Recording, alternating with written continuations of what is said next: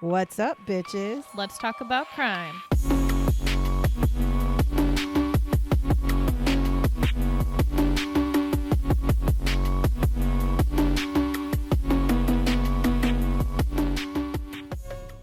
What's up, bitches? Heller. I'm here. We are here.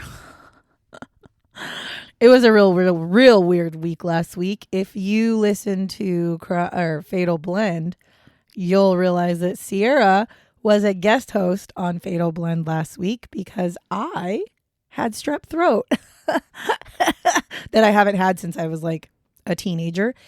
And I literally got it because I went to Texas. So it's just another check mark of why I would not move to Texas. So there's that. And really quick update. Last week, we talked about the Louvre. The Louvre. Oh yeah, I was gonna text you about that. They literally the same day. I know. We said that they caught the people, or at least one of them, or something like that. They captured two of them, and then I don't think they found any of the. I don't think they have any of yet. the jewels, but they did also. I just found I think they said another person that was involved in it that they arrested. So it's all crumbling down.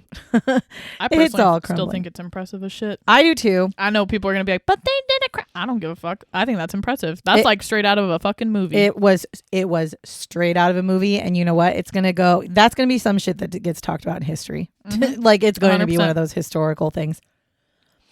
Anyways, so that's pretty much the only thing I have to say. Welcome back to the normal, regularly scheduled crime bitches. So we're not going to focus on just spooky since we're out of Halloween or out of October. We're going to go back to just kind of a little bit of this, a little bit of that, a little bit of this. And so this week, we are actually going to be talking about January 25th, 2005. I did you a favor. It is not an old one. Now, this happens in Crothersville, Indiana, and a girl named Katie Collman goes missing, and her body is eventually found, and Anthony Stockelman is eventually held accountable for this. Now, there is no background at all about Anthony, so in this episode, we're just going to get right into actually what happened. I'm going to skip the whole we're going to do background stuff because there isn't very much background on either the victim or the perpetrator. And so I'm just going to get right into what happened and how things kind of played out. So on January 25th, 2005, Katie Collman. So for the rest of the episode, I'm calling her Katie because that's what she was, basically went by Katie. She was 10 years old and she gets home from school, normal day. She lives at home with her mother, Angela, her father, John, and an older sister. And about 3 p.m., Angela, her mom, asks Katie if she can go to the dollar store for toilet paper. Now, this is a trip that Katie has made many times by herself because the dollar store is only a couple blocks away from the house. She's 10 years old. One thing about it, 2005. I was going to say, this is 2005. People are, we're not yet at the point of keep your don't children. Go by yourself. Yeah. Yet. Especially for 10 years old. Right. I'm choking on my fucking... If you get me fucking sick, I swear. I'm not contagious anymore. I don't trust that. I actually, today's my last day of medication. Still, it's Katie, of course, says, yep, because again, this is something that she's done multiple times. She gets her coat on, takes the money from her mom, heads out to the dollar store. Now, she does make it to the dollar store. She gets the toilet paper. And this is a known fact because the clerk actually checked out Katie and helped Katie count out the exact money for the toilet paper. Now, I know all of you are like, okay, but it's just $1. I did not say Dollar Tree. I said dollar store. So dollar store was a little bit different back in the early 2000s. The dollar store a lot of the times was things that were not $1, but they were dollar amounts. And it was everything was under $10, right? But they were dollar amounts. So, it might have been $1.50, right? Or whatever. So she counts, this clerk remembers Katie coming up with the toilet paper and helping Katie make sure she had the exact amount for the toilet paper. And then Katie leaves. She leaves the Dollar Tree or the dollar store. Now she does stop at the bank, which is near the dollar store. not because she's going to get money, but she goes in to grab a lollipop off of their front counter, which again, back in the day, that is what the banks fucking did. Like they literally would leave right at the customer service when you'd walk in. There would be like a little bowl that would have suckers or lollipops. Yeah, okay.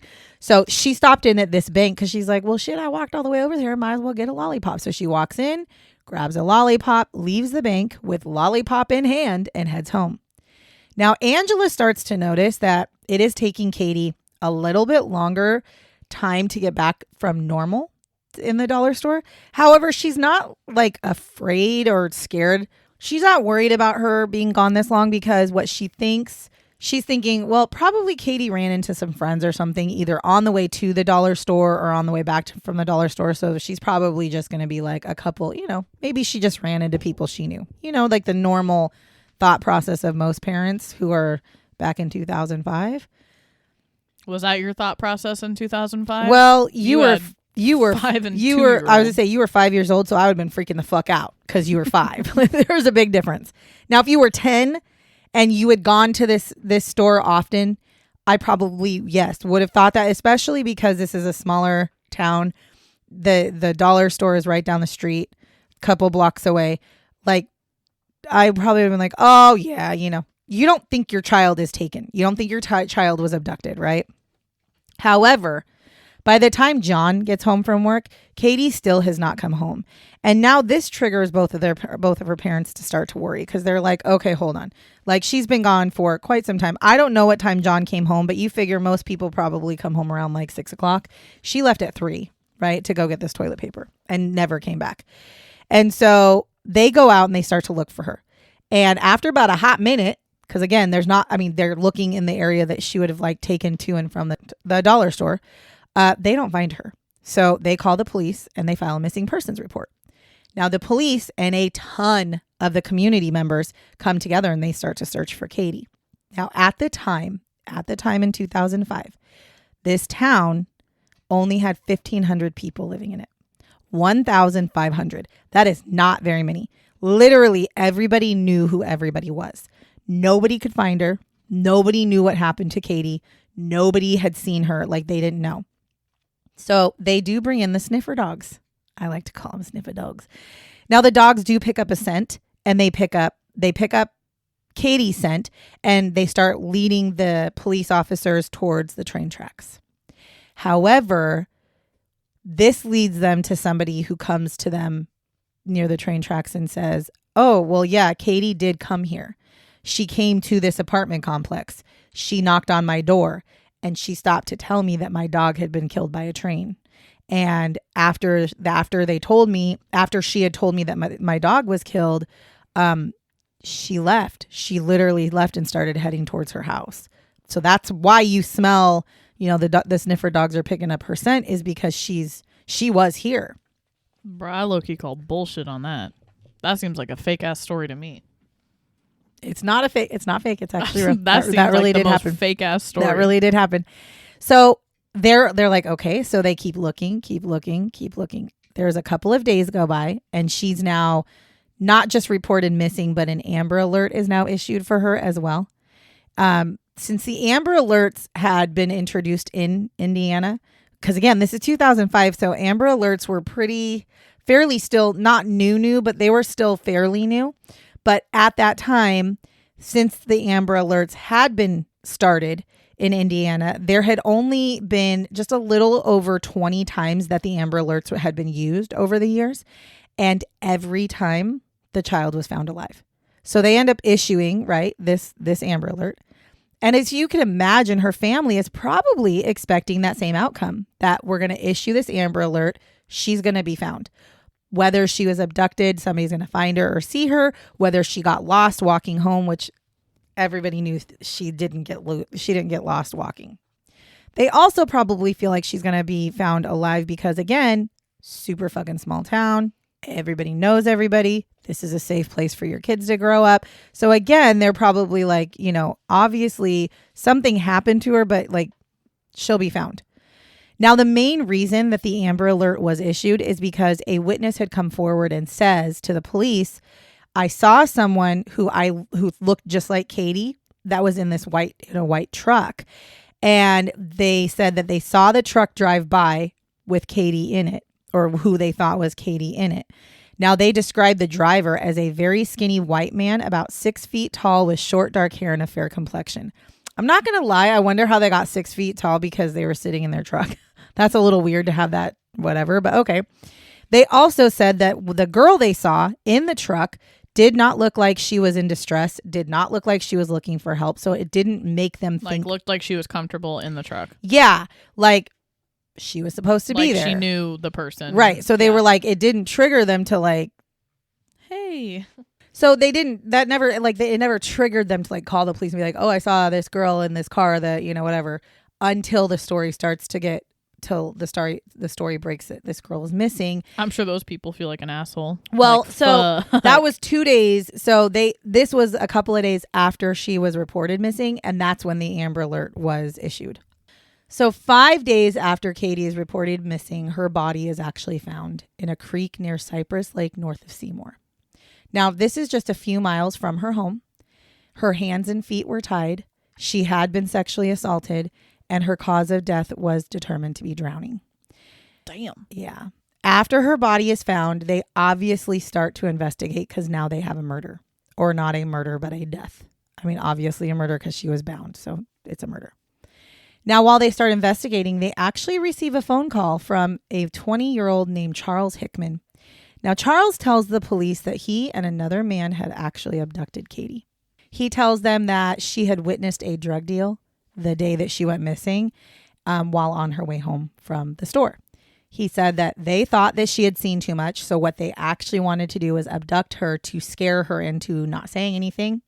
He said that him and his friend, 22-year-old Timothy O'Sullivan, they took Katie to his house, and then they went to the creek. They tied her hands and feet together, and she fell and ended up drowning. So this is what he tells the police. And the police are like, okay, that should be the end of it. Case solved. We've got our people. We're going to arrest both Timothy and Charles, and we're good to go. Not so much. Because they actually discover that Charles' confession is fucking fake. Which, why? The people who come out and do these fake confessions, like, why do you fucking do that? Because all that does is causes fucking turmoil in the family and in the community, and it fucks everything up. Like, why would you do that? So what they noticed was that there were inconsistencies in his confession the more they talked to him.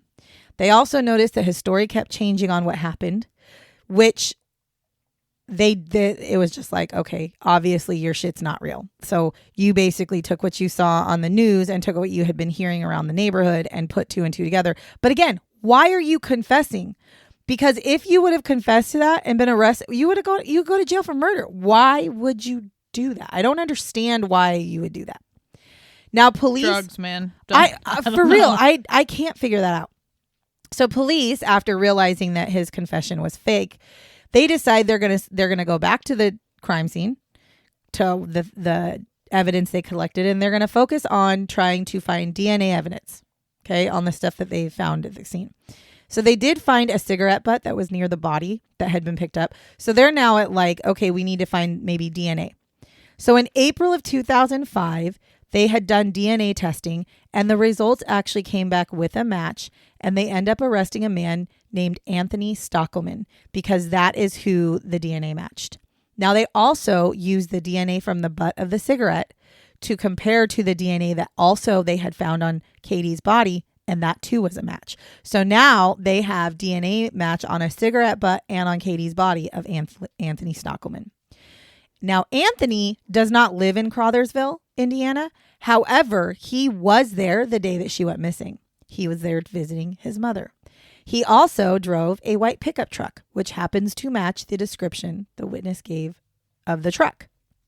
Now, they had very strong evidence against him, obviously. The cigarette butt with DNA on it, with his DNA found near her body. The DNA on her body was a match to him. The white truck, and they found red carpet fibers on Katie's body, and they were able to match the red carpet fibers to the carpet fibers of his mother's carpet. Which also, fucking sicko. You took this girl, took her to your mom's house. That's fucking crazy. He was given a plea deal. You're over there shaking your head. I know. So the plea deal was, if you plead guilty to molestation and murder of Katie, then there would be no death penalty. So that's his plea deal. He obviously takes the deal and he pleads guilty. So he ends up getting sentenced to life in prison without parole and 30 years for molesting Katie. Now, there were mixed thoughts on this sentence, obviously. Some people were fine with it. Others were not so fine with it. One local woman actually said, I'd rather see him get the death penalty for what he did to that little girl, but at least he's going to be punished. That was kind of the consensus, right? They all wanted that's him. kind of what you have to That's the only thing be you can okay do. with. Right. Now, her father said, there will never be closure for us. A little satisfaction, yes. He also said that he viewed Anthony as a coward, and I agree. Because I feel like in this scenario, you knew there was a good chance you were getting the death penalty and you were too afraid to get the death penalty for your punishment. So you did that. How I kind of feel the same way about Brian Kohberger. That's what it reminds me of. 100% feel that way about Brian Kohberger. So Anthony was sent to Wabash Valley Correctional Facility. And as he was leaving the courtroom, okay, so he was married. Anthony was married and he had 2 children. And as he's leaving the courtroom, his wife actually yells out, why'd you do it, Tony? So she said she was obviously just sick over it, actually. She said, if I was a mom, those kids would never see their dad again. Well, yeah. Ever. Well, and she said, like, DNA doesn't lie. Like, what am I supposed to do, right? I agree with that. You don't want to believe that your husband would do that, but when the DNA is there, when you've got solid evidence, especially in the sense of DNA, it's like, if you still don't believe it, then you're just fucking ignorant and dumb at that point, and you just don't want to believe it. And that was not her. To be fair, that was not her. She actually testified against him in the trial. And what she said was, he was adamant about eating dinner in his recliner. She said he never didn't eat dinner in his recliner, except for the night that Katie went missing. She said that night he was adamant that the family ate dinner at the dinner table. So he had his 2 kids and his wife, and he was like, let's eat dinner at the table. She said that he had told them, let's eat as a family while we still can. Which at the moment, she doesn't know what he's done. So she's just like, that's weird. And in my mind, if I'm thinking truthfully, if I'm a wife and my husband says like, hey, let's eat dinner while we still can, I'm thinking because my kids are growing up. Like, my kids are going to grow up and get out of the house at some point. So let's eat dinner as a family while we can. That's how you can tell I'm single, because my thought went, I'd look at him and be like, mental health. Are you okay? Like, that's where my first fucking thought that goes. Could be another thought too, but especially being so adamant about not having dinner at the dinner table. Well, and all of a sudden, never would you think it was because he murdered somebody, right? Like, you just don't think making that comment too, right? Like, so Anthony's lawyer also tried to say that this was so out of character for Anthony, and that he would never do this again. This would never happen again. Then he firmly believed it. And I'm like, listen, we're not talking about petty theft here. We're not talking like, right. We're not talking about somebody who like stole some fucking gum out of a fucking grocery store, got caught and said, oh shit, I'll never do it again. Or you're just sly enough that you don't get caught. I'm just saying, like, we're not talking about that. We're not talking about something as simple as, oh, they won't do it again. We're talking about somebody who raped and murdered a 10-year-old little girl. That is not something that you're just like, oh, well, he'll never do it again. No normal person does that for the first time. So this is not the same. And the fact that his lawyer kept saying like, this would never happen again. You got to think about it though. That's kind of the point of his lawyer, is to try to know, but that just seems ridiculous. Yeah. So Anthony did actually try to appeal his sentence after, which again blows my mind. That drives me crazy. You took a fucking plea deal, and then you're like, oh, by the way, I think your punishment was too harsh. Life in prison without parole, too harsh. I would like to appeal it. Okay, for which, by the way, Brian Kohberger's can't appeal. That's part of his fucking thing, which is smart. That's what they need to start doing with these fucking plea deals, is you can't appeal them once you signed them, right? Yep. Now, because there's a plea deal for it's a fucking reason. deal. You got a deal, bro. You got a deal. Just fucking take it. So what he said was that at the time of the murder, he was under extreme mental and emotional disturbance. I call bullshit. He said that his father had died 6 months prior to the incident. And he said that him and his father were very close. And his father, who he had been taking care of since his father was diagnosed with cancer, he had been taking care of him. So when his father died, this left a huge mental and emotional impact on him. So therefore, you rape and kill a little 10-year-old girl. You know, that's how that works. My father died of cancer 6 months ago. I must go rape and kill a child. The only way for me to mentally be okay is to rape and kill a 10-year-old little girl. Right. Because that's the only way. That is Maybe it. That's what he meant when they were too close. Like, what the fuck, right? And I'm just like, what? Well, obviously, the Court of Appeal was like, fucking-nied, bro.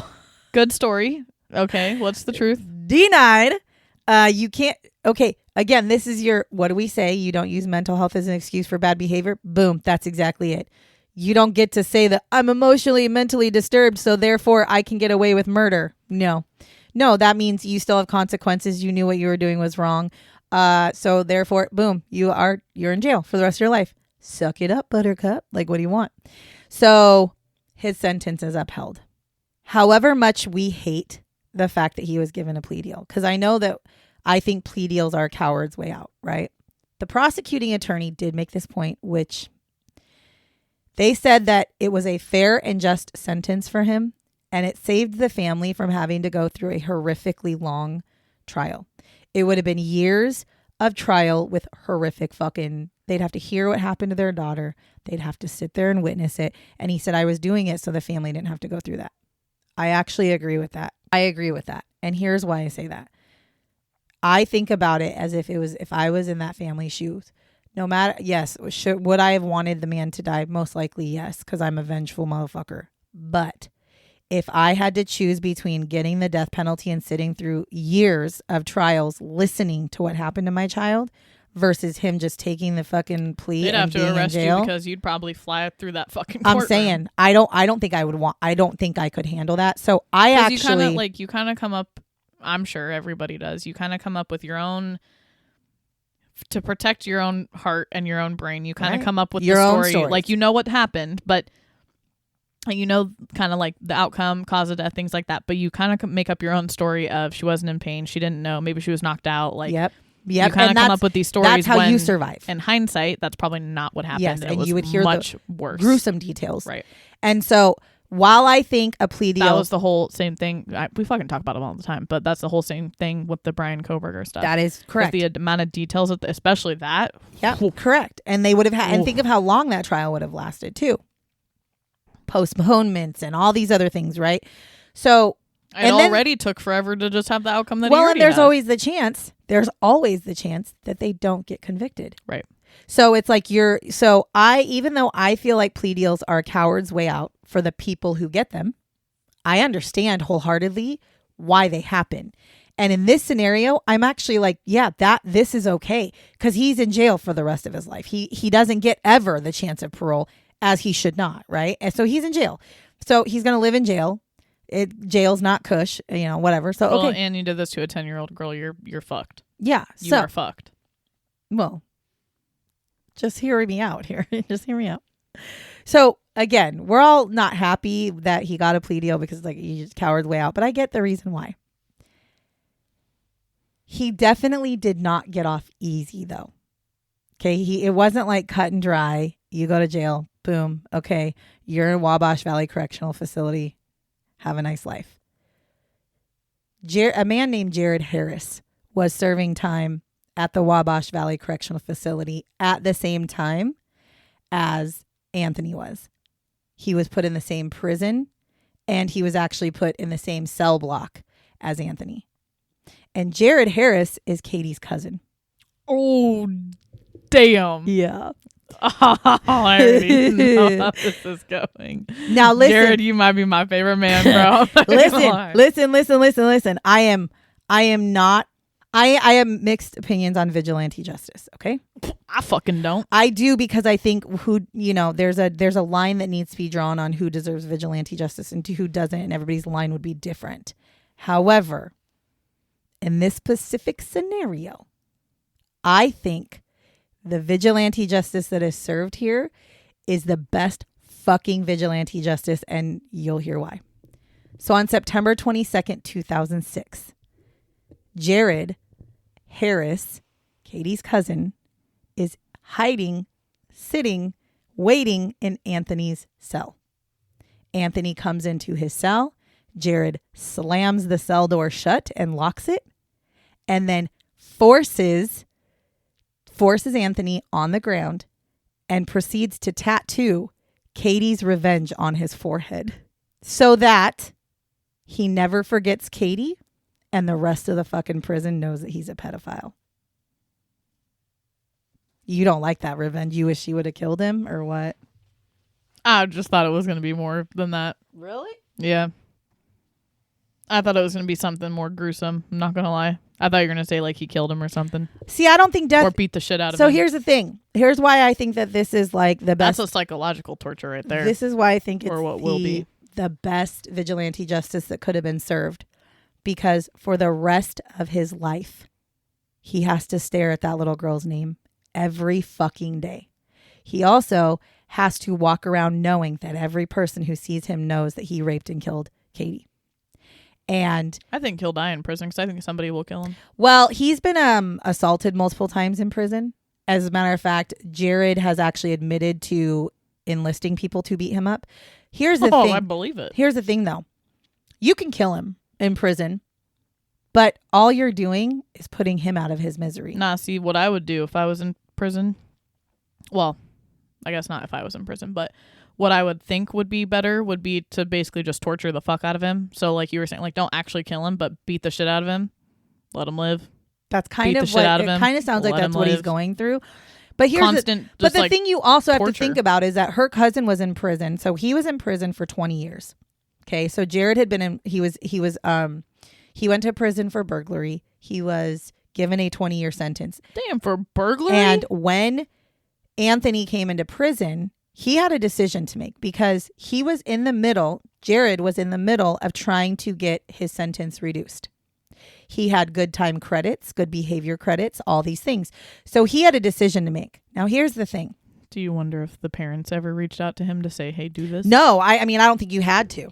I don't think anybody had to because this was a little 10-year-old girl. I think that's just unfortunate or not unfortunate. Fortunately, they ended up in the same prison. But I think he had to look at it and go, okay, how much more time do I want to add to my sentence to get revenge? And is it worth it? And what's worth it? If he would have killed him, he'd be in jail for the rest of his life. And to me, so you're giving up your life to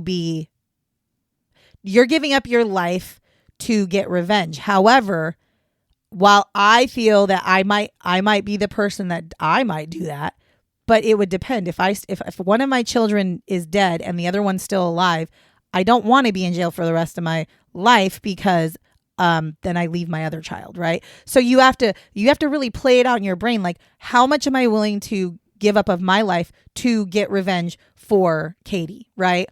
So he chose to do what he did. Well, what does that do? Well, he does get charged with battery and assault, but he gets no extra time. And the reason why is because he had good credits to get out early and they just took away the good credits. So he just stayed in jail for the same amount of time he's been fighting to get out anyways. And so it's like, cool. They also, apparently they fired the two corrections officers who were on duty at that time because think of how long he had to have been in that jail cell with him to be, and you should see it. It says Katie huge. It's literally from one side of his forehead to the other that says Katie's and then revenge underneath it. And think of how long he had to be in the prison in that prison cell to be able to do all that and get it completely done, and nobody came and stopped him. So the COs probably got paid. I don't even think they got paid. Or they told him this is what we're going to do. And exactly. Like, right, I think they were just like, yeah, okay, but make it quick. Hey, I'm not going to lie. I feel like it depends on the person. I'm saying. If I was a CO, I'd probably turn my back like he probably was like, listen, he killed my cousin. She was 10. She's a little girl. All I'm going to do is tattoo it on him because I want the whole fucking prison to know what he did. Because I'm going to be honest, if somebody were to come to me and be like, listen, she was my cousin. She was 10 years old. He raped and killed her. I'd probably be like, yeah, I'm going to be on break from this time to this time.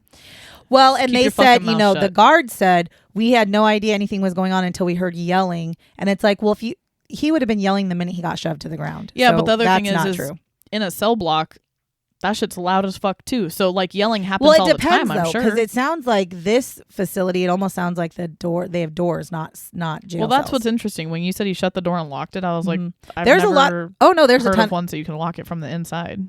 They lock automatically, I think, when you shut them. So I think it just, as soon as you shut them, they lock.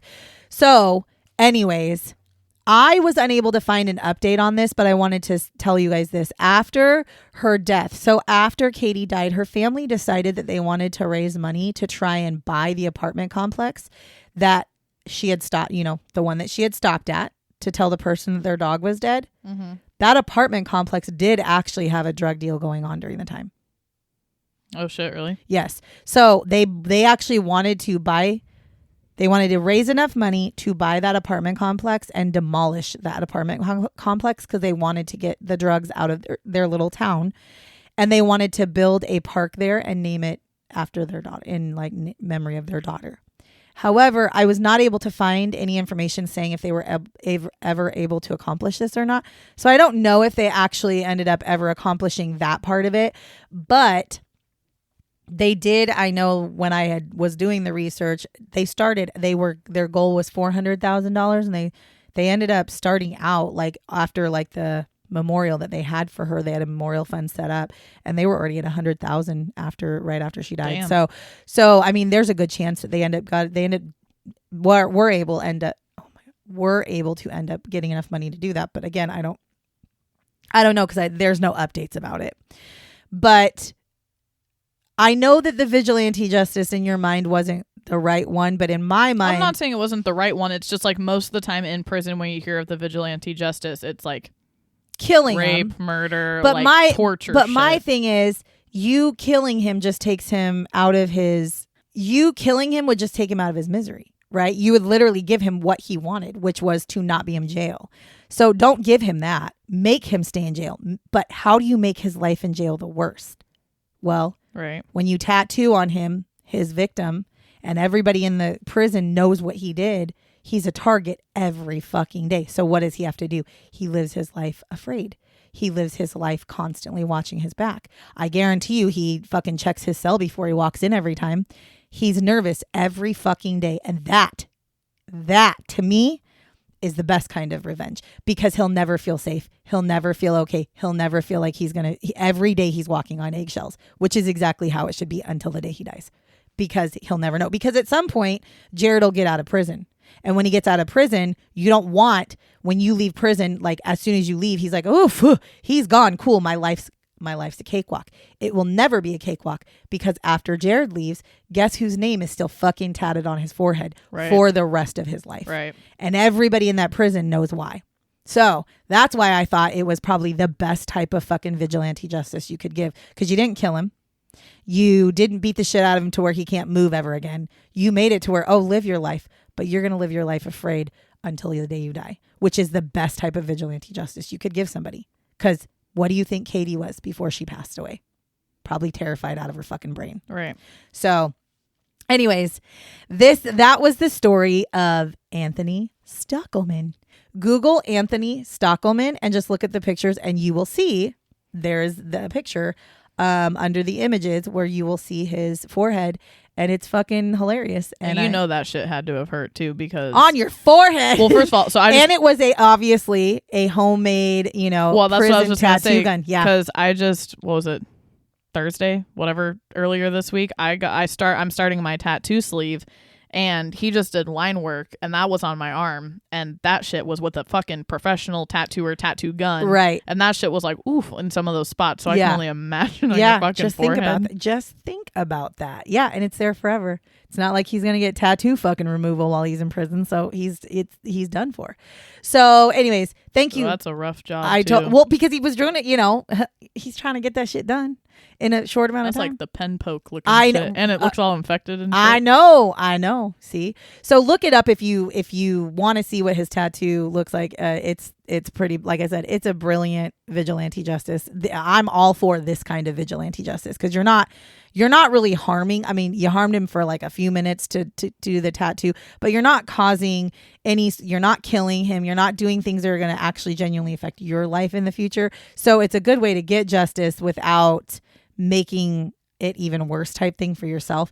But yeah, so if you like the things that you hear, if you like hearing us talk about these true crimes, make sure you're following us on whatever platform you're listening to us on. Share us. You guys are doing a good job sharing. Every week our downloads go up, and we appreciate it. That's why we still do these things. And other than that, I just want to say thank you so much for listening to us talk about Anthony Stockelman and the sweet, sweet revenge that he is given after he goes to prison. Catch you on the flip side, bitches. Bye, bitches.